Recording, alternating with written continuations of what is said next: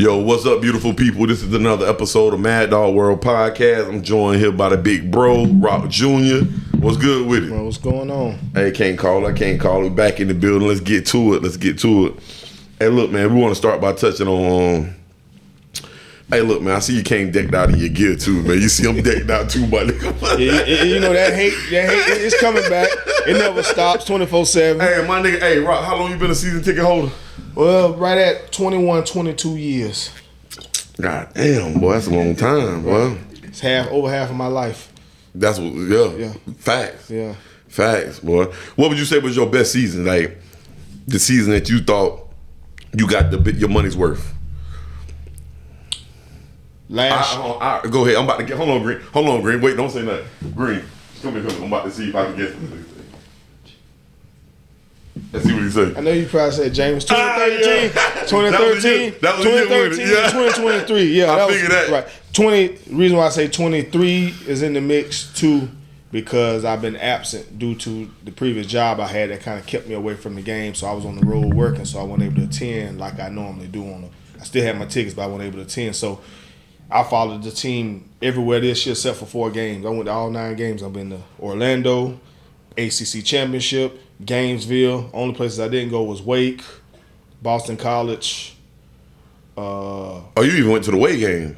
Yeah, I went to three games on the road. Oh yeah, you was in there, boy. Yeah, it was a great. I had to make up for lost time. Yeah. Damn, but I knew you were gonna say that Jameis Winston year. Oh yeah, that was exciting. What was that? 2013? Yeah.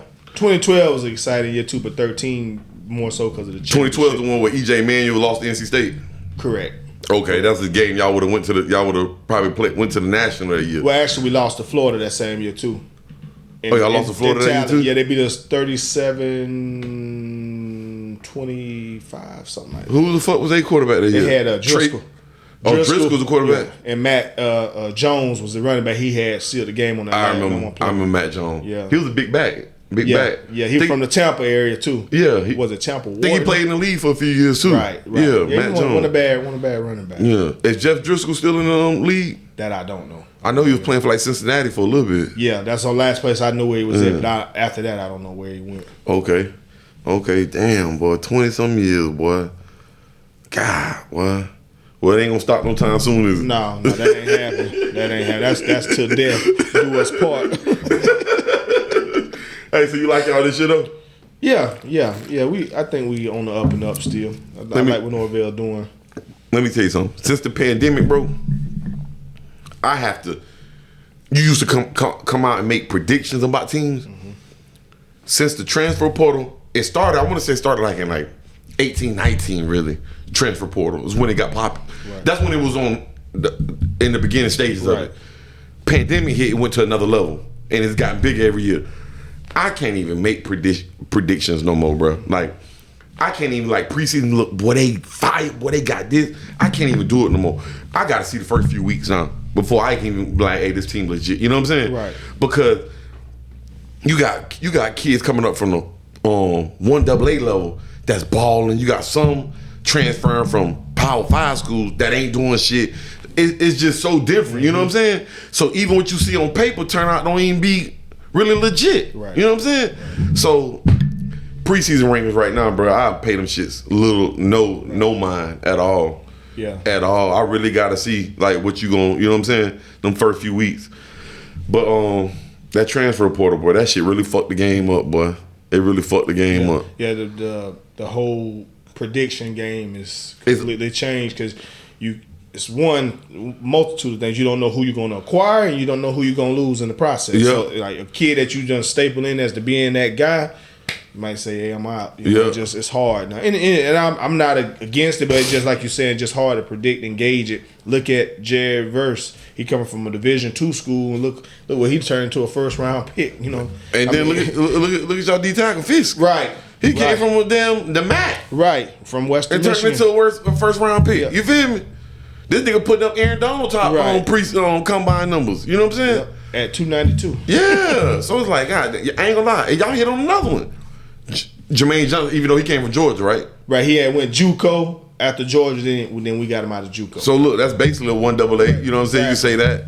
So damn, y'all been hitting. Right. Y'all been. I ain't gonna lie. A lot of these kids that been coming from that 1AA They've been on point at these big schools for real. Right. They've been doing better than really the kids that transfer from Power 5 schools. True. Like for real. So we gonna see, man. I'm ready to get into it. Hey, look, man. I want to start by touching something, man. What you think about And look, I learned a new motherfucking word too, man. Look, let me tell you, I used to be an avid fucking reader and writer when I was in school growing up. Where it left me, I don't know. You feel me? Hey, I used to be an avid reader and writer. You hear me? For real, man. Look, I always took academic serious though. Always took academic serious growing up. But look, I just found out what the word, I think it's nepotism. What is it? Nepotism? What is that? So look, ain't that like what basically you hire, like you look out for somebody even if they're not qualified or some shit like that? What is it? Yeah, basically. Yeah. Basically, hold on, I want to get the exact what's the name? Because I heard him talking about this shit on ESPN with this LeBron James and his son shit. What is it on Green? Nepotism, huh? You don't even know how to spell it, huh? Man, stop playing with me, man. Hold on. The fuck up, I'm gonna keep. It's been going on for a while. It It ain't just started now. It's been going on for years, but it just magnifies itself. Nepotism is the act of granting an advantage, privilege, or position to relatives or friends in an occupation or field. That's been going on, especially around. Come on, man. It's been going on, especially among every race but blacks. We've been last in place in that one. Let's keep it real. You feel me? We've been last because we've been the most misrepresented in places to put our people on. You feel me? Correct. We ain't had it. We've been misrepresented. We ain't represented. We ain't got those positions to put our people on how we should. Every other race got they in that position to put their peoples on. You feel me? So look, this is mine. I'm passing you. My thoughts is, let me tell y'all something. Look, I'm not a fan of LeBron since he left the Miami Heat. As y'all know, I'm Miami Heat, Miami Hurricane, Miami Dolphins. You feel me? So anytime there's a competitive event going on, I don't like LeBron. You feel me? But other than that, LeBron has been a standout individual. He's been one of the greatest players on and off the court. Can't take that away from him. You know what I'm saying? So it's nothing personal. It's strictly, you know what I'm saying? It is what it is. But with that being said, what he did for his son, you can't knock him. I would do the same motherfucking thing for my child. And I think black folks need to start doing the same motherfucking thing for their people. For real, cause every other race been doing this shit. So with me, I can't even, as much as I dislike LeBron from a competitive standpoint, I cannot come out and say nothing bad about this at all, dog. I can't. You feel me? I can't. Of course his son was not deserving. I mean, he was not deserving. He was not deserving of this. Right, if you're talking numbers, right. He hooked this homie up. Right, Shit. right. Hooked the nigga up. Right. Put him in a position to succeed. Right. Get him right. You feel me? For real, bro. Think about how many times you done sent in your resume to a motherfucking employer and you know it's somebody that's not of your skin complexion. And you gotta sit here and be like, man, god damn, man, this motherfucker, know this nigga ain't gonna call a nigga, you know what I'm saying? He gonna go through about 8 other motherfuckers that look like him before he call me, you know what I'm saying? And they gotta turn this bitch down, even though you just as qualified, not overqualified, you know what I'm saying? So that be the hurdles we had to jump through, bro. And man, look, I see no problems with it, bro. Look out for your peoples. Put them in a position. The keys open doors. Yeah. And that nigga got the keys. Yeah, I forgot what's the word I'm trying to find. That nigga got the keys, for real. Yeah, he got the keys. I'm about to start doing all nepotism. All nepotism over this bitch. Well, I've been doing that shit, you know what I'm saying? I just didn't know the word. I heard him say the word on ESPN the other day. I was like, hold on, man, let me go what's the name, you feel me? I gotta get back to my goddamn school roots, my nigga. When you hear something you don't know, go look at the definition of it. You feel me? Go get the dictionary. For real, go get your dictionary, encyclopedia type shit. So I was like, okay, that's what nepto is. I've been doing that. Right. And we gotta start doing that, for real. Cause it's been going on.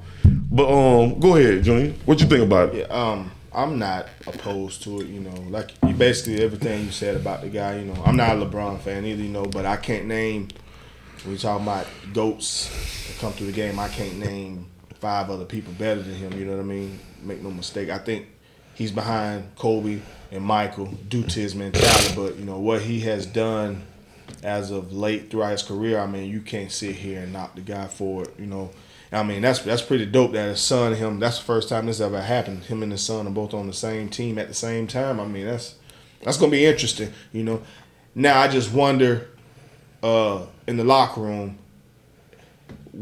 How will it affect it? You know, the locker room, will it affect it in a negative manner or a positive manner? You know, and I hope that it's positive, but you know, in this game now, it's all about me and I with people, you know, and you know, will it be cancerous? Yeah. Will some people be in their feelings about the situation or will they embrace it? You know, hopefully they embrace it, you know. But you just hit on something, boy. You just hit on something. Will what you they embrace said. it, you know? Yeah. You know, and you know, it's all about chemistry at the end of the day. I mean, who's to say the father and son relationship, you know, me personally with my father, me and my dad are both alpha males. I don't know if we would get along on the same team due to our personalities being the same. Yeah. You know what I mean? Because he going to get on me just as much as I'm going to get on him, and it may create some type of division amongst the franchise itself, you know. But hopefully that's not the case with these two individuals. Now, look, one thing about it, I want to start on that last thing you said. There won't be no conflict between them two because, number one, Bronny James ain't got no motherfucking resume to even open his goddamn mouth and say True. He ain't got no kind of resume to even go up against his daddy. Then you do what the fuck he tell you to do and you shut the fuck up. You understand? And you do what everybody else on the team tell you to do and shut the fuck up. That's what you do. And go play ball. But like you said, chemistry in the locker room is huge. And that's another thing why I think there's gonna be no division. The Lakers ain't gonna win the ship. You know what I'm saying? This is just a good move from a family standpoint, good move by LeBron. That's just it. Right. But this ain't no move that's about to change the trajectory of the Lakers now. Right. This ain't about that. Right. This is just about, man, hey, black nigga putting his niggas on. You understand? Straight the fuck up. You feel? So look, but they say LeBron, everywhere LeBron is win. The media try to paint a bad picture about him of getting coaches and shit fired. You know what I'm saying? But from what I hear, LeBron is the ultimate team guy in the locker room. They say LeBron get all the players together. Let's go bowling. Let's go do this. He try to build team chemistry and let them know like, man, hey, I'm here to win. I'm going to always be team first. I'm not no bigger than y'all. You know what I'm saying? Right. And they say he's always been. Richard Jefferson used to tell stories about LeBron all the time. Like, he's the ultimate team player. And think about this. Let's go back. Think about LeBron done turned his friends into stupid millionaires, bro. I think Rich Paul, I don't know, I had to go back and really do the research, but they said Rich Paul was selling jerseys out of a trunk when he met LeBron. He was selling throwback jerseys. LeBron liked this hustle, brought him in, made him an agent. Smart. You feel me? Smart move. His other the Mav Carter guy. So LeBron been the fucking idol, the main guy for Nepotism. You feel me? Didn't he make his best friend like a security? Head of his security? Bro, everybody that LeBron done like been raised with or came up on. He put him on.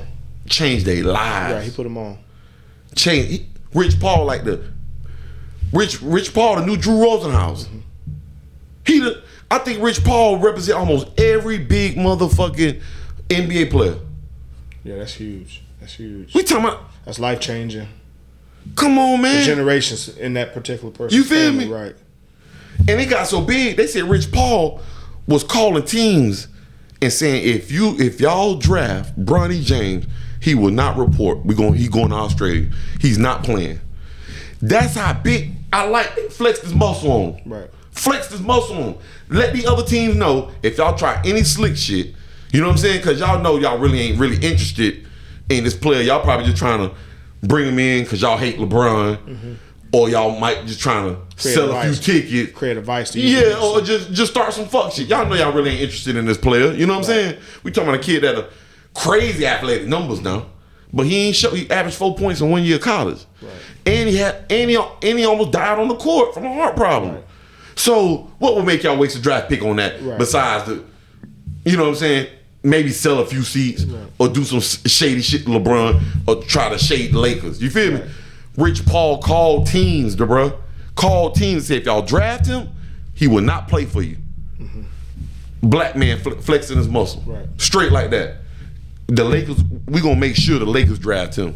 Right. I like it. Right, and it's probably a smart. I like move. it. It's probably a smart move to have him playing under his dad. Now he doesn't have to worry about living up to the expectations so much versus him being on a separate franchise. Because now the comparisons would definitely come more so into play if he's on another franchise rather than being under his father's wing. You know what I mean? Yeah. And you know how that is at times. You know, and under the same token, I make no mistake. I mean, I'm not opposed to it. You know, a lot of people on social media just going off on each other about it. I mean, it's a lot more other things to be arguing about on social media besides these other people's business. But Yeah. I say that to say that if that was anyone else without the last name James, would they be supportive of a draft pick with those type of numbers? You know, his numbers don't match, but you know, true enough, he's dealt with a little bit of a few things. Hopefully his health is on par now, so he can compete at a high level. You know, you don't want to ever see somebody injured or life-threatening injury. Hopefully that pans out for him. But you had other guys in the draft that had better numbers or a better collegiate career and were more proven, that played at least maybe 2 to 3 years or longer, that did not get picked up in the same round of the draft. Now, look, but it's a great move though. Now check this out.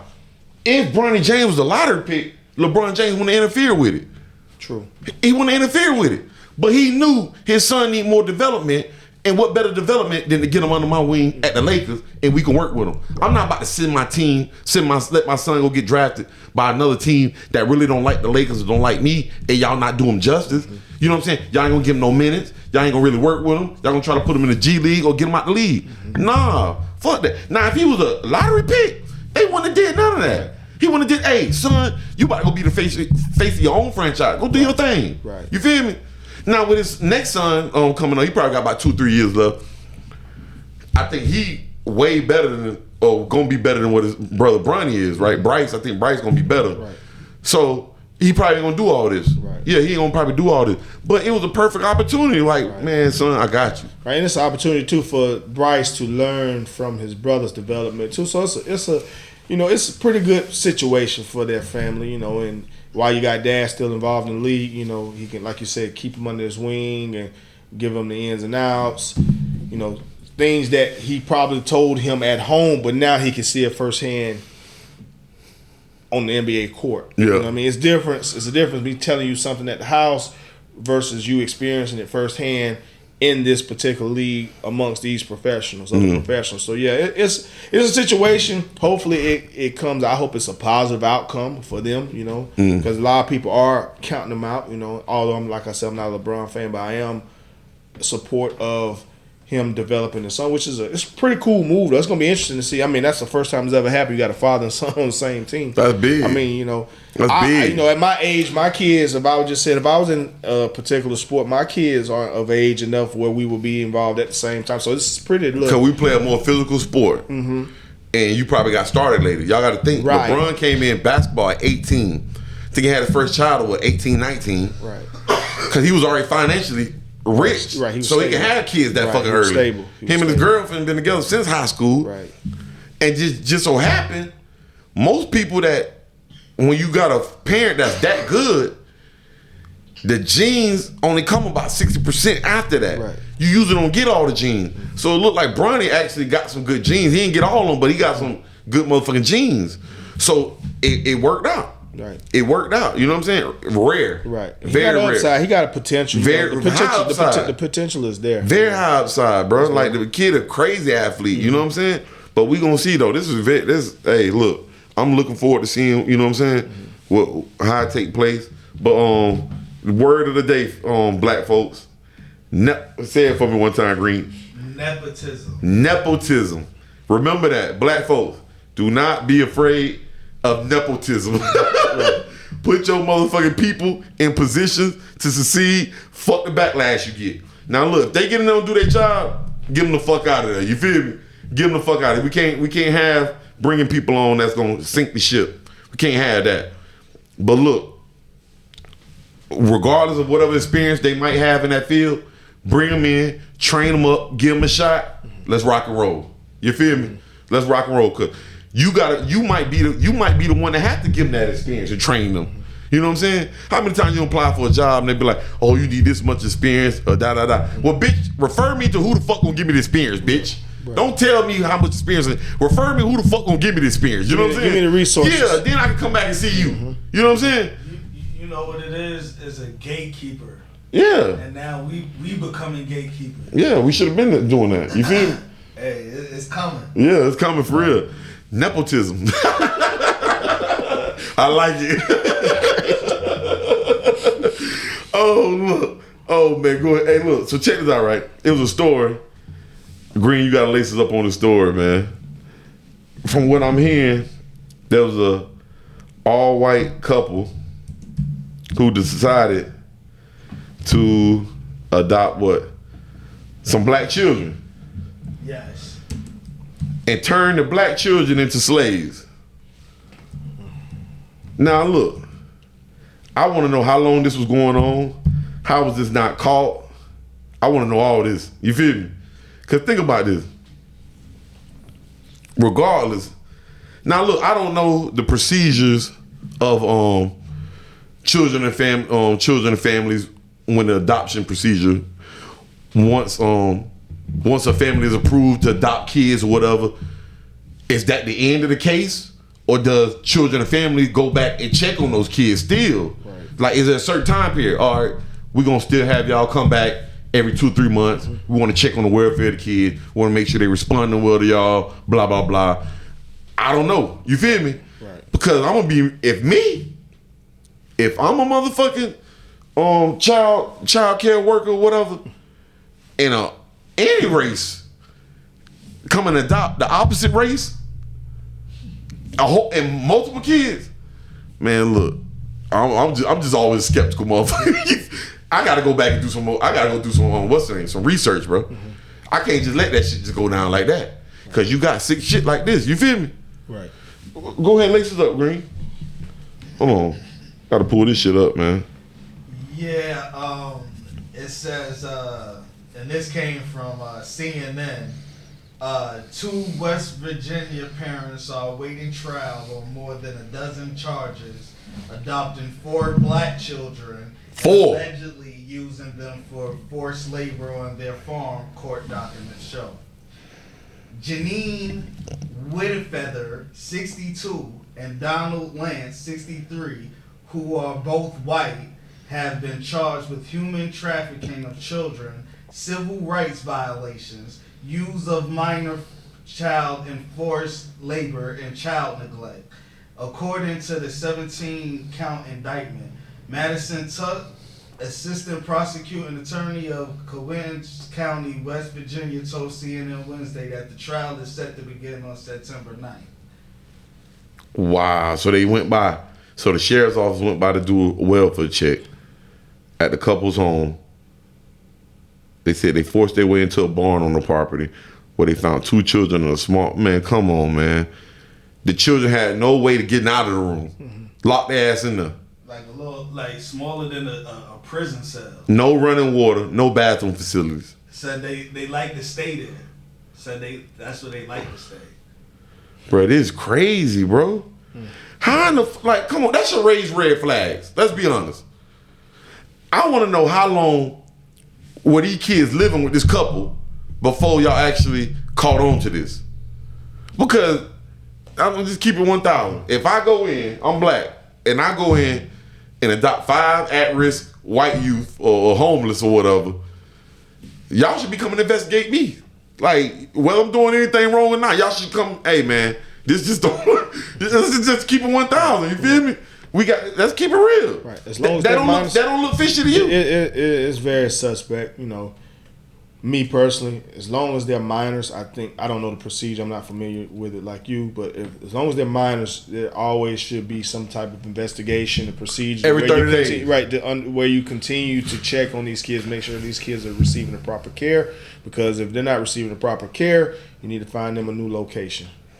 They've been turned into slaves, man. Right. Yeah. It's very traumatizing for them and sad. And they was already traumatized to be homeless and poor. Right. It said CNN requested the 911 copy and of the call, and they declined to give them the copy of the call.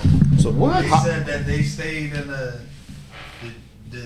they was locked up in a 20 by 14 foot room.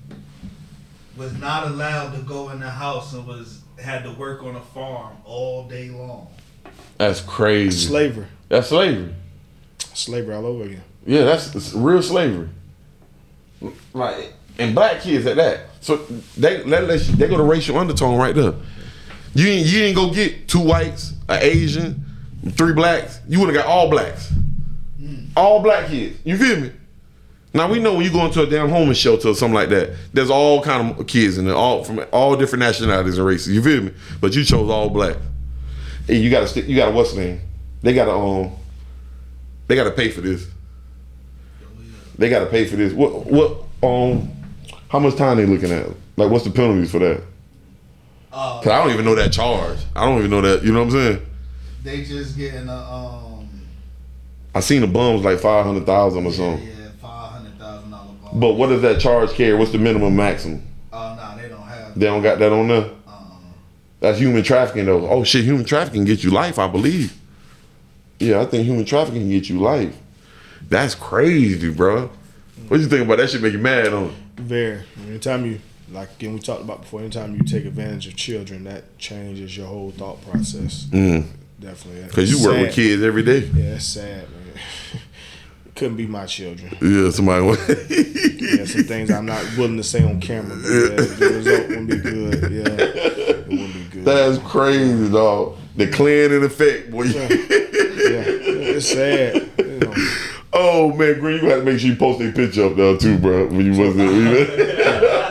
So, which this further cements now these kids have been in the system now with this. So now, if they do receive another foster parenting, they're not going to trust it. And these people, the trauma, man. The trauma, the trauma, man. Right. For real, the trauma, man. They gonna have to go through so much counseling and shit, bro. It's gonna be hard to get over this. Right. It's gonna take a while if they ever get over it. Damn, bro.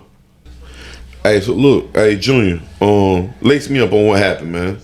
With the double red flags. Now look, check this out now. We live in an area where, tourism is huge year round, but especially during the summer.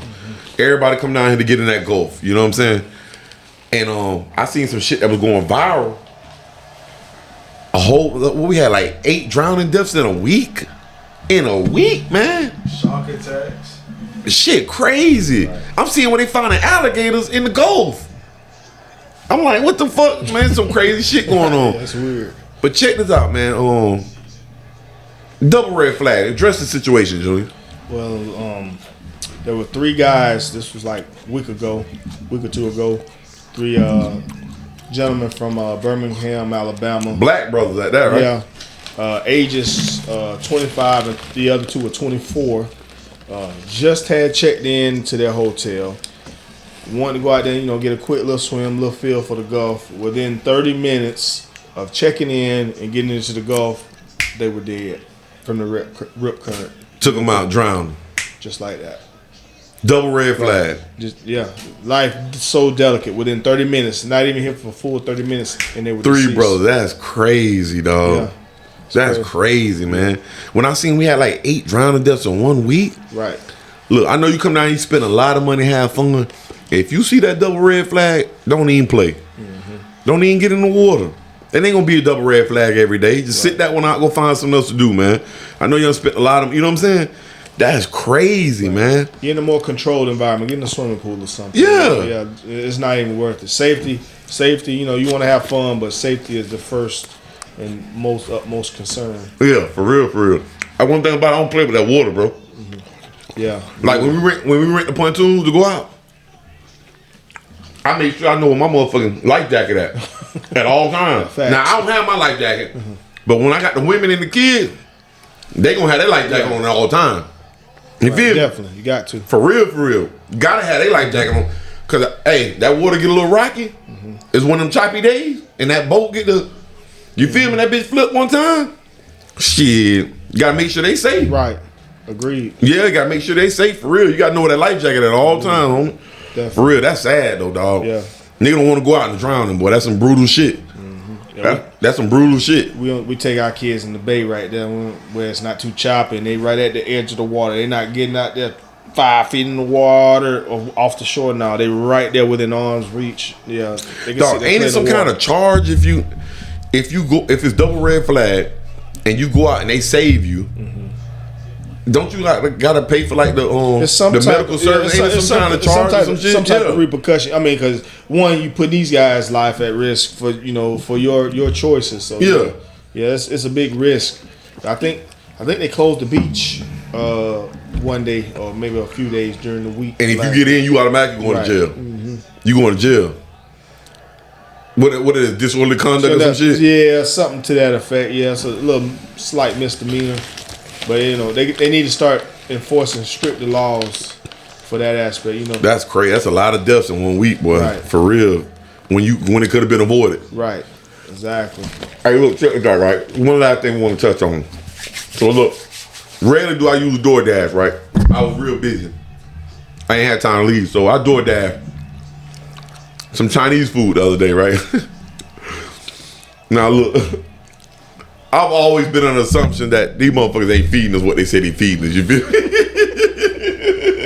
I've always been so look, I saved this shit here strictly for y'all.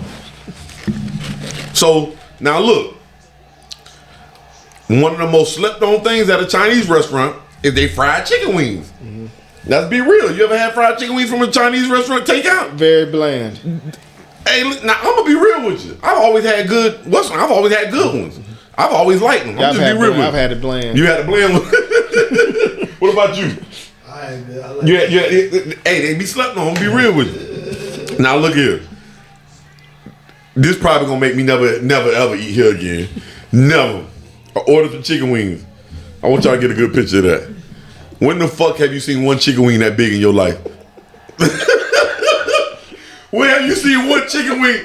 Nigga, this a fucking dinosaur, my nigga. You hear me? Look at this shit, man. What the fuck is this, dog? Chopsticks, I'm never returning that motherfucker ever. You hear me?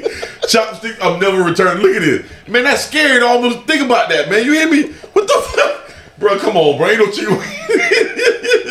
It's big, bro. Hey, Chopsticks, I'm done with y'all for real, man. I had to save that number. Hey, listen. Bro, when I seen that shit, I got scared for a second. I was like, man, what is this? Right. Like, no, for real, what is this? Now, we question a lot of shit, but you gotta question that, my nigga. You ain't never seen no chicken that look like that, bro. Publix chicken smaller than that. For real, come on, man. man. Nice size chicken wings. God damn, man. Chopsticks, look, I probably ain't returning. So look, y'all need to reach out to me, see if we can work something out. For real. Chopsticks in Lynn Haven on Highway 77. Reach out to me, let's see if we can work something out, for real, because that ain't chicken y'all selling. So it got to be some dialogue. I'm trying to tell you, for real. Hey, but look, man. Look, that wrap it up, man. Look, always good having my bro here, man. Oh, no doubt, no doubt. We're going to be back at y'all real soon. Got the bro Green over there handling the business.